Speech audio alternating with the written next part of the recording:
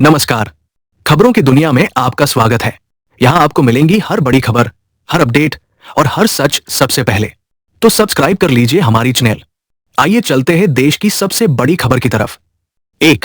America ने दावा किया है कि भारत समेत 40 से ज्यादा देश चीन के कथित शैडो ट्रांसशिपमेंट नेटवर्क का हिस्सा है, जिसके जरिए चीनी सामान अमेरिकी टैरिफ से बचकर अमेरिका पहुंचता है। व्यापार सलाहकार पीटर नवारो की रिपोर्ट के मुताबिक चीन तीसरे देशों में मामूली प्रोसेसिंग, रिपैकिंग, लेबल या बिल बदलकर सामान का मूल देश बदलने की कोशिश करता है। रिपोर्ट में भारत के पुणे, गुजरात, चेन्नई औद्योगिक क्षेत्र का भी जिक्र है। अमेरिका का अनुमान है कि ऐसे सामान का सालाना मूल्य 40 अरब से 303 अरब डॉलर तक हो सकता है। इसे पकड़ने के लिए AI आधारित सिस्टम इस्तेमाल होगा। 2. ईरान की सरकारी मीडिया ने अमेरिकी राष्ट्रपति डोनाल्ड ट्रंप का मजाक उड़ाते हुए उनकी हालिया सुरक्षा घटना को अमेरिकी डर का सबूत बताया। रिपोर्ट के मुताबिक तुर्की में नाटो समिट से लौटते समय संभावित ईरानी मिसाइल खतरे के कारण ट्रंप को एयरफोर्स 1 से हटाकर छोटे सी 32 जेट में ले जाया गया। अमेरिकी अधिकारियों को कथित तौर पर आशंका थी कि ईरानी ऑपरेटर्स को ट्रंप के ठिकाने की जानकारी थी। इसके बाद ईरान ने सोशल मीडिया और मीम्स के जरिए ट्रंप पर तंज कसा। दक्षिण अफ्रीका स्थित ईरानी दूतावास ने भी ट्रंप को कैटरिंग बॉक्स में छिपा दिखाते हुए विवादित पोस्ट शेयर की। 3. मायावती ने अनंत मिश्रा अंटूफ के निष्कासन के बाद BSP की सर्वसमाज की राजनीति को लेकर उठ रहे सवालों पर सफाई दी है। उन्होंने कहा कि पार्टी सर्वजन हिताय सर्वजन सुखाय की नीति पर कायम है और किसी व्यक्ति से ज्यादा बाबा साहेब आम्बेडकर के संविधान व सर्वसमाज के हितों को महत्व देती है। मायावती ने ब्राह्मण समाज से मजबूती के साथ BSP से जुड़े रहने की अपील करते हुए उचित राजनीतिक भागीदारी और सम्मान का भरोसा दिया।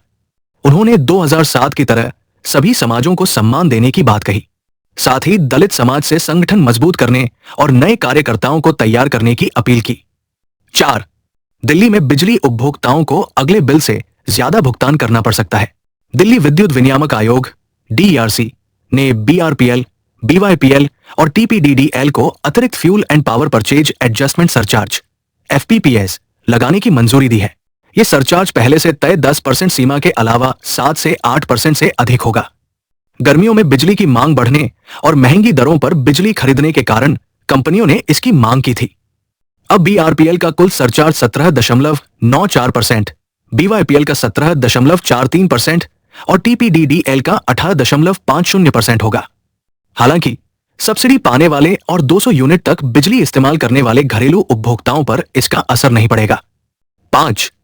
15 अगस्त 2026 को लाल किले से प्रधानमंत्री नरेंद्र मोदी के भाषण में रोजगार, युवा, शिक्षा, परीक्षा व्यवस्था, राष्ट्रीय सुरक्षा और सीमा से जुड़े मुद्दे प्रमुख रह सकते हैं। भारत की वर्ष कुंडली में सिंह लग्न को नेतृत्व और वैश्विक प्रभाव का संकेत माना गया है, जबकि राहु, केतु और शनि की स्थिति विदेशी दबाव, राजनीतिक टकराव और सुरक्षा चुनौतियों की ओर इशारा करती है। मुंथा के पंचम भाव में होने से युवाओं, छात्रों, कौशल, स्टार्टअप और रोजगार को महत्व मिलने की संभावना बताई गई है। सिद्ध योग के चलते विकसित भारत, आत्मनिर्भरता, रक्षा उत्पादन और तकनीक से जुड़े बड़े संकल्पों के संकेत भी माने जा रहे हैं। 6. अमेरिकी राष्ट्रपति डोनाल्ड ट्रंप ने राष्ट्रीय सुरक्षा और चीन पर निर्भरता कम करने के लिए विदेशी ड्रोनों और उनके पार्ट्स पर 100% तक टैरिफ लगाने का फैसला किया है। 25 किलोग्राम से ज्यादा वजन या एडवांस सुरक्षा तकनीक वाले ड्रोनों पर 100% और छोटे ड्रोनों पर 25% शुल्क लगेगा। इस फैसले का मुख्य निशाना चीन है, जिसका अमेरिकी ड्रोन बाजार में बड़ा दबदबा है और DJI की वैश्विक हिस्सेदारी भी काफी अधिक है। अमेरिका घरेलू ड्रोन उत्पादन बढ़ाना चाहता है। भारत के छोटे और कमर्शियल ड्रोन पर 25% टैरिफ लगेगा, लेकिन चीन की हिस्सेदारी घटने से आइडिया फौज, ड्रोनाचार्य और गरुड़ा एरोस्पेस जैसी भारतीय कंपनियों को अमेरिकी बाजार में विस्तार का मौका मिल सकता है। 7. 15 अगस्त 2026 को स्वतंत्रता दिवस से एक दिन पहले देश में पेट्रोल डीजल की कीमतें स्थिर बनी हुई है। सरकारी तेल कंपनियों ने सुबह 6 बजे नए रेट जारी किए, जिनमें कोई बदलाव नहीं हुआ। दिल्ली में पेट्रोल 102.12 रुपए और डीजल 95.20 रुपए प्रति लीटर है, जबकि मुंबई में पेट्रोल 111.21 रुपए और डीजल 99.82 रुपए है। कोलकाता, जयपुर, भोपाल और पटना जैसे शहरों में पेट्रोल 110 रुपए से ज्यादा है। ईंधन की कीमतों पर अंतर्राष्ट्रीय कच्चे तेल के दाम, डॉलर रुपया विनिमय दर और केंद्र राज्य टैक्स का असर पड़ता है। देश में पेट्रोल डीजल के दाम 25 मई से स्थिर है। 8. 15 अगस्त 2026 को सोने चांदी की कीमतों में गिरावट जारी है। 13 अगस्त को दिल्ली के सर्राफा बाजार में सोना एक दिन में 2,800 रुपए प्रति 10 ग्राम सस्ता हुआ, जबकि चांदी 6,000 रुपए गिरकर 2.40 लाख रुपए प्रति किलोग्राम पर आ गई।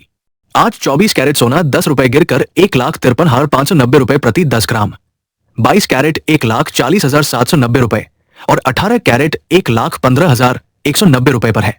वहीं चांदी 10 रुपए सस्ती होकर 2,54,900 रुपए प्रति किलोग्राम पहुंच गई है। चांदी की कीमत 254.90 रुपए प्रति ग्राम है। लगातार 7 दिनों की तेजी के बाद सोने में गिरावट आई है। 15 अगस्त 2026 को देश में घरेलू और कमर्शियल एलपीजी सिलेंडर की कीमतें स्थिर बनी हुई है। सरकारी तेल कंपनियों ने आज कोई बदलाव नहीं किया। दिल्ली में 14.2 किलो घरेलू सिलेंडर 942 रुपए और 19 किलो कमर्शियल सिलेंडर 2,738 रुपए में मिल रहा है। पटना में घरेलू सिलेंडर 1,031.50 रुपए और कमर्शियल 3,018 रुपए है, जबकि मुंबई में घरेलू सिलेंडर 941.50 रुपए का है। हालांकि 1 अगस्त को कमर्शियल सिलेंडर के दाम में 192 रुपए की कटौती हुई थी। पश्चिम एशिया तनाव के बीच भारत एलपीजी सप्लाई के स्रोत बढ़ा रहा है और 2027 में अमेरिका से अधिक एलपीजी आयात करने की तैयारी कर रहा है। 10 मध्य प्रदेश के उज्जैन से निकलकर निकिता पोरवाल मिस वर्ल्ड 2026 के 75वें मंच पर भारत का प्रतिनिधित्व कर रही है। वियतनाम में आयोजित प्रतियोगिता के दौरान उन्होंने अपनी तैयारियों, फिटनेस, मानसिक स्वास्थ्य, माटी प्रोजेक्ट और छोटे शहरों की लड़कियों के सपनों पर बात की।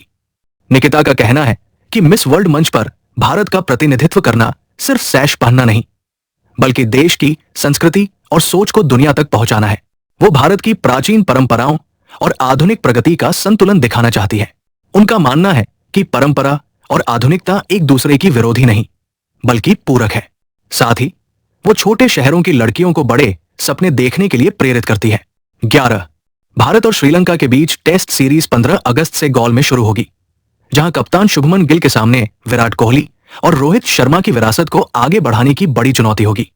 पिछले 11 वर्षों में भारत ने श्रीलंका के खिलाफ टेस्ट में शानदार प्रदर्शन किया है। विराट की कप्तानी में भारत 8 टेस्ट तक अजेय रहा, जबकि रोहित की कप्तानी में 2022 में टीम ने श्रीलंका को 2-0 से हराया था। अब गिल पहली बार श्रीलंका में टेस्ट कप्तानी करेंगे। टीम में अनुभव की कमी और जसप्रीत बुमराह की गैर मौजूदगी चुनौती बढ़ाती है। भारत श्रीलंका के 46 टेस्ट में भारत ने 22 जीते हैं, जबकि श्रीलंका 7 मुकाबले जीत पाया है। 12 इमरान हाशमी की फिल्म आवारापन 2 ने रिलीज के साथ बॉक्स ऑफिस पर मजबूत शुरुआत की है। सुबह 11 बजे तक फिल्म ने 2.02 करोड़ रुपए का कलेक्शन कर लिया, जबकि मॉर्निंग शोज में ऑक्यूपेंसी 20% रही। फिल्म की एडवांस बुकिंग भी शानदार रही और बिना ब्लॉक सीटों के प्रीसेल से 8.57 करोड़ रुपए जुटाए गए। ट्रेड एक्सपर्ट्स को उम्मीद है कि फिल्म पहले दिन 16 से 21 करोड़ रुपए की ओपनिंग कर सकती है। फिल्म का मुकाबला सनी देओल की बंटवारा 1937 से है। नितिन कक्कड़ निर्देशित इस सीक्वल में इमरान हाशमी के साथ दिशा पाटनी और शबाना आजमी नजर आ रही है। 13 कांग्रेस सांसद राहुल गांधी के विदेश नीति को लेकर प्रधानमंत्री नरेंद्र मोदी पर किए गए हमले के बाद बीजेपी ने उन पर निशाना साधा है। राहुल गांधी ने एक कार्यक्रम में विदेशी नेताओं से पीएम मोदी के गले मिलने की मिमिक्री करते हुए कहा कि प्रधानमंत्री को विदेशों में व्यक्तिगत रिश्तों के बजाय भारत के हितों पर ध्यान देना चाहिए। उन्होंने पीएम मोदी की प्रेस कॉन्फ्रेंस नहीं करने को लेकर भी सवाल उठाए। बीजेपी अध्यक्ष जेपी नड्डा ने राहुल गांधी की आलोचना करते हुए इसे लोकतंत्र का दुर्भाग्य बताया और कांग्रेस नेतृत्व पर तंज कसा। निशिकांत दुबे, स्मृति ईरानी और विनोद तावड़े समेत कई बीजेपी नेताओं ने भी राहुल की टिप्पणी पर नाराजगी जताई।